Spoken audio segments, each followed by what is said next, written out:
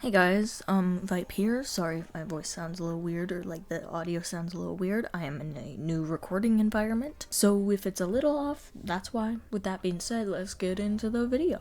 He's back, guys. Did you see that? He's not just a one-off character that's never brought up again. They're going to remember him. Anyway, alright. New The Amazing Digital Circus episode. Time to get a new video out to capitalize off of its popularity. What? What do you mean it came out last week? Well, do you think that any of the fans would still watch it? Truly a predicament. Good thing The Amazing Digital Circus makes it easy to talk about it, so it's worth it either way. So suck it, algorithm. Anyway, with that being said, there is quite a lot that can be talked about with the latest episode of The Amazing Digital Circus. So where do we even begin? Well, what I mostly want to get at in this video is the fact that we got a bit more of an insider on Gangle, who has been pretty in the background until now. An interesting thing that comes with characters in a TV show is that you can show something visually without saying a word. For example, before this episode, one could already kind of assume what was going on with Gangle before she even got an episode for herself. Why is that? Well, it's literally her character design. Her character wears a mask. A mask that tends to break sometime within the episode. If you can't already tell where this is going, let me help you out. It's a pretty obvious parallel to a person masking themselves. Now, what does masking mean? Masking often refers to the idea of concealing or hiding one's true feelings and or emotions. It's typically done as a coping mechanism.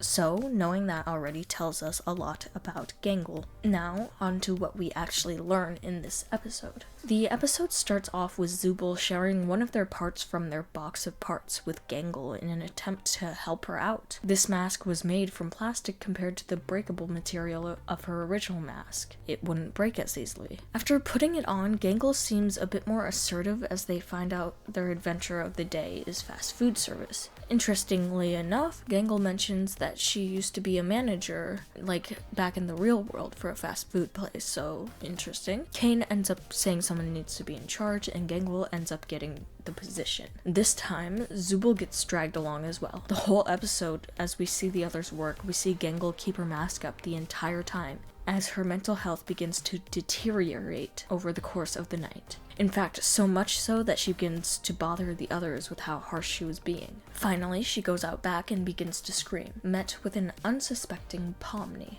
We hear that usually Gangle's mask breaks by now, and it's beginning to be a hindrance to her, as masking can be exhausting and just not good for a person to do. When Pomni suggests that she talks to Ragatha, we learn that Gangle doesn't trust Ragatha to be honest with her, or she doesn't trust to know what her real feelings are, which is something we get inklings of within this episode thanks to Ragatha being on a happy trip.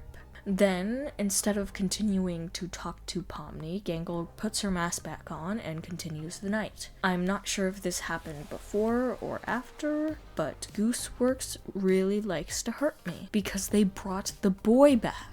Gummy Goo comes up to order and Pomni tries to talk with him, only to realize that he doesn't remember her at all, which just really hurts to see. You know, part of me wants to think that the memory isn't completely gone, because code can remember a lot, and there tends to be information in code. I could just be being hopeful though. Please save my boy. Also, Jax legit asked Pomni how she was doing. Suspicious, isn't it? Anyway, by the end of the episode, Gangle just looks so exhausted, and the lack of music throughout it is really telling. It makes the scene feel awkward and gives this anxiety to it. It tells us that something is wrong. It's also interesting to me how it almost feels like the characters are actually living in the world that they're working in the fast food service job in.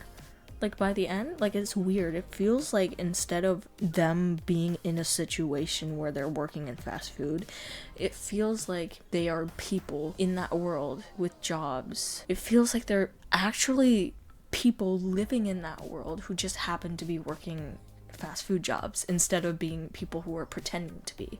Like, that's how it felt by the end of the episode. It's hard for me to explain, and I'm not sure if that makes any sense, but that's how it felt to me. Also, Gangle seems so happy after Pomni says to close, and she finally gets to take her mask off. However, what I want to mention here is the fact that afterwards, Gangle ends up falling into traffic and presumably gets hit. That is too specific not to mean something. I can't help but wonder if this is telling us that Gangle tried to escape from life in this way. If so, I'm curious as to how she is here. Perhaps she has survived it, or perhaps I'm just looking too deep into this. Anyway, after getting back, Zooble approaches Gangle, who is hiding from the others. They talk to her and tell her that they like her despite the fact that the mask was a bust. They like her for who she is, and they'll find something that works for her eventually. I think it's good that Zooble went and talked to her because I feel like the two are rather close, and it really gave us like an insider on that, and it showed us how their relationship might be in the future and how it already is, and it was just nice to see them interact. In the end,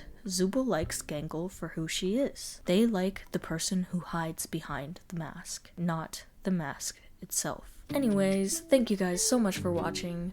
Please remember to like and subscribe, and I know I'm a weak link on this, but you know what? You know what? You're getting it anyway. So, right now I'm actually playing through Pokemon White again. I would usually play Pokemon Black, but the reason I'm playing White is because I'm shiny hunting on Pokemon Black, so you know.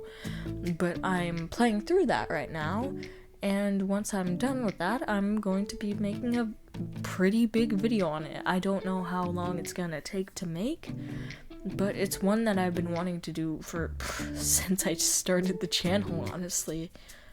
It's like one of those ones, you know? With that being said, thank you all so much for watching. Please remember to like and subscribe, and as always, I will see you all next time.